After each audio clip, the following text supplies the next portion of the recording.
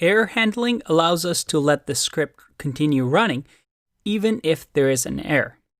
Let's try an example to show you how we can do error handling in Python.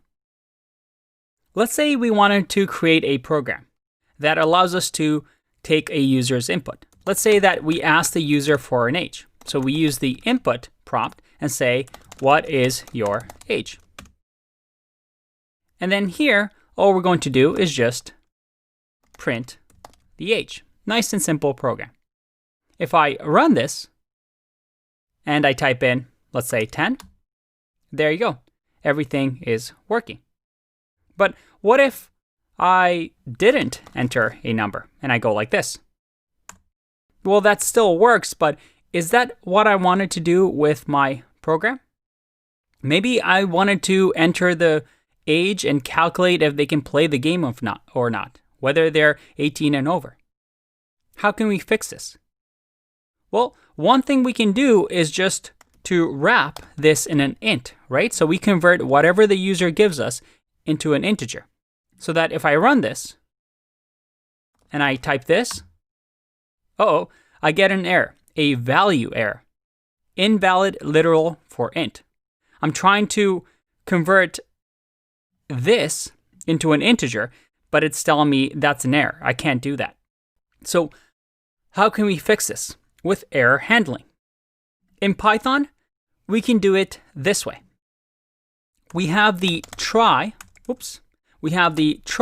keyword, which says, hey, I want you to try this piece of code. And we have to make sure we indent it. So we try this piece of code.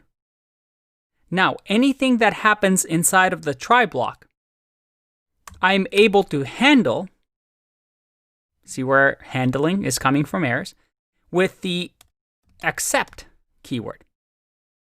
And except says, hey, if whatever's in here in the try block, if anything errors out, I want you to say something. So instead of having this red error that exits out of the program, do something else. Do this. So I'm going to say, print, please enter a number. Let's see what happens now. If I click run, what is my age? I'm going to just write gibberish. And look at that. I get, please enter a number. I am handling my errors here by wrapping all of my code in a try block. So I could have just copy pasted my entire file here, put it inside of a try block. And what's going to happen is instead of my program erroring out before my program crashes, it's going to run this code and then it's going to say, hey, if within this block anything happens, we'll catch it in here with the except block. And I can here do whatever I want. In my case, I can say, hey, please enter a number. But we have a problem here, right? The program just ended and we want this to keep running. I have to click run again and ask for the age once again. So how can we make sure that we keep running this until, well, the user actually enters something valid? Well, we've seen this before. We can do a while loop and say while true, run this. And if this works, well, we're going to hopefully get the age. Let's see that. If I click run, what's my age? Let's say, nope, please enter a number. What's your age? Let's try to break it again. Nope, please enter a number. All right, fine. My age is 10. There you go. I get the name 10, but it's still asking me what's my age. Ideally, I want to break out of this true statement, right? So how can I do that? Well, I can use what we call in here an else block, which we've seen before. But this works with the try except block. We put it at the end. It says, hey, try this. If there's an error, do this. However, if there is no error, else do this. So in our case, we can just say break. And you know what? We can even print thank you, just so we're nice. If I stop this and run again, and I give them my age, there you go. We're done. We broke out of the loop, and everything is good. And this try, except, else block can go anywhere. We can wrap our entire file in a try, except, else block. We can just add it into our functions inside of our each individual functions. Whatever we want, we can use. This is just another tool that Python gives us to handle errors. But let me ask you something. What if I did, instead of print age, I did, let's say, 10 divided by the age? If I run my program and I type in here 0 and I enter, oh, I get an error. Please enter a number. But I did enter a number. This is a buggy program.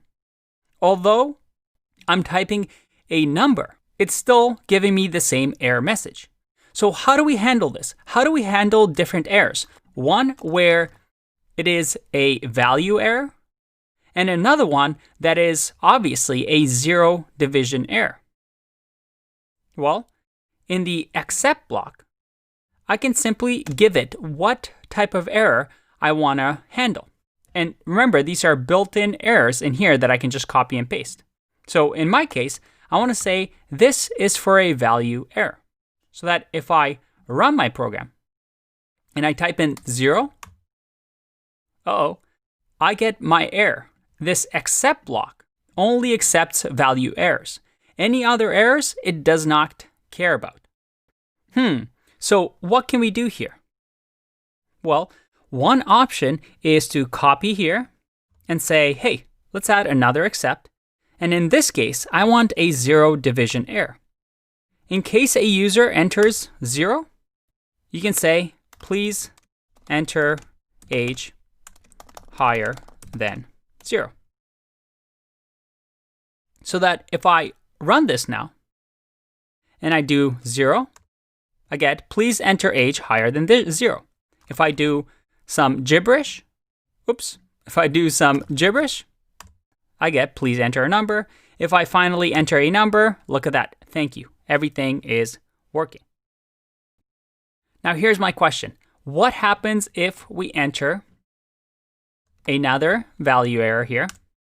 And this value error is just going to say exclamation marks. What happens now? I get, please enter a number. Because this except block is going to run only once. As soon as it catches the error it's looking for, it's going to run and then come back to the while loop. So only one of the errors will be caught. Okay, let's take a break and learn more about error handling in the next video.